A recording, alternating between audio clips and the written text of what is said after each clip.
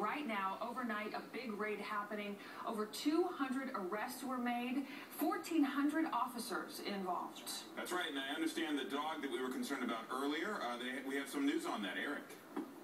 Yes, there was a dog with these last 3 or 4 protesters up in their treehouse. They had to be forcibly taken out, but we just saw the dog a second ago in the hands of an officer. So your question about the dog is safe.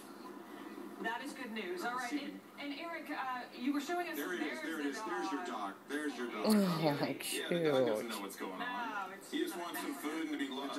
The dog will not be booked for any crime at all. That's weird. That was our next question. It's looking good.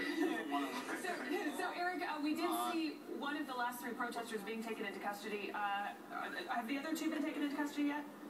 Yeah, actually, we believe there were a total of 4 in the treehouse there, and all 4 are now in custody. Hey, Eric, while you have them, Handcuffed and they'll be booked. ask the handler what's going to happen to the dog while you have them. The Occupy Wall Street mascot. Somebody with animal services. What happens to the dog now? It goes to the shelter, then the owner can redeem it once they come out of whatever happens to them. I'm not sure exactly if they're going to get arrested or what. It's a cute dog. All It's right. going to the shelter now. Okay, Eric Spillman reporting live.